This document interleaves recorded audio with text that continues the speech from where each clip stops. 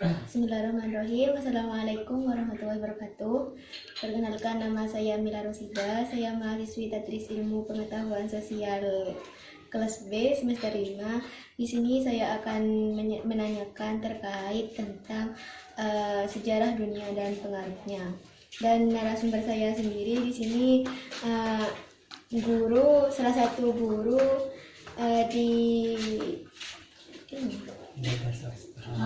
lembaga swasta yang ada di daerah saya sendiri. Langsung menanyakan kepada narasumber pertanyaan-pertanyaannya. Pertanyaan yang pertama, bagaimana pengaruh adanya abad 21 atau abad informasi dan komunikasi ini terhadap negara Indonesia? Menurut saya pribadi, pengaruh teknologi informasi dan komunikasi yang pertama di Indonesia ini cukup besar, tetapi untuk kalangan masyarakat yang ada di perkotaan ini akan berbanding terbalik jika kita melihat kondisi yang ada di masyarakat pedesaan. Banyak masyarakat yang tertinggal terhadap sistem komunikasi dan informasi maupun teknologi. Secara di daerah pedesaan, baik secara jaringan internet maupun layanan dari telekomunikasinya masih kurang.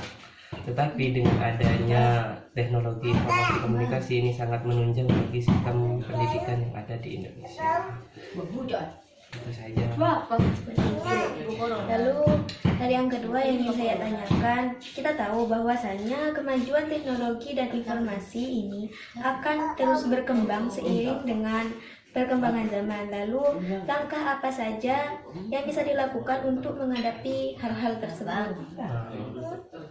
Menurut saya, untuk menghadapi era digitalisasi seperti sekarang ini, kita harus mengikuti arus dan mengikuti tren teknologi informasi dan komunikasi.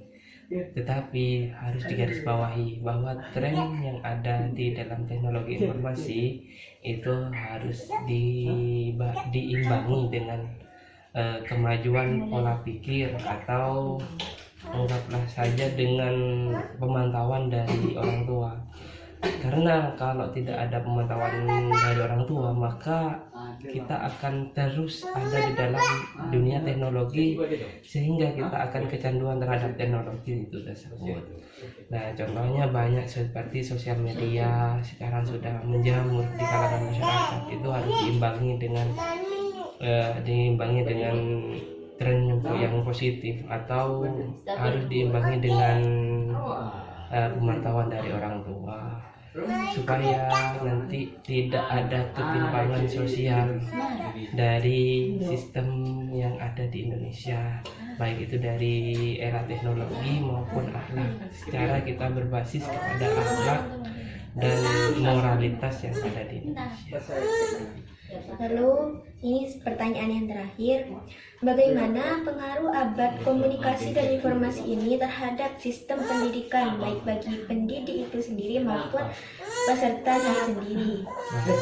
Untuk kemajuan teknologi ini sangat membantu, baik dalam media pembelajaran itu semakin menunjang. Untuk di daerah yang sudah maju mungkin sudah menggunakan namanya virtual reality.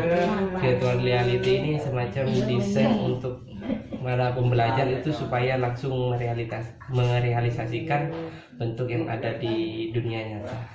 Tapi kita harus melihat juga dunia teknologi ini supaya menjadi ajang, bukan cuman jika ada soal kita bisa nyari di Google, jika ada soal kita bisa nyari di Google, kita bisa share teman-teman, bukan seperti itu. Tapi kita harus saling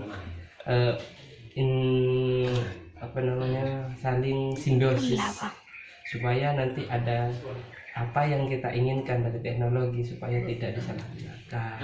Nanti untuk bagi pendidik sendiri, dunia teknologi ini baik dari sistem pendidikan itu sangat membantu.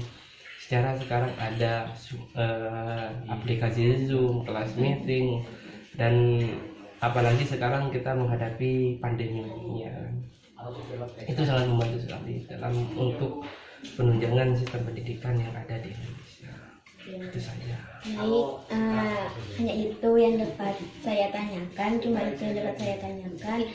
Terima kasih atas waktunya. Selanjutnya, terima kasih atas waktunya.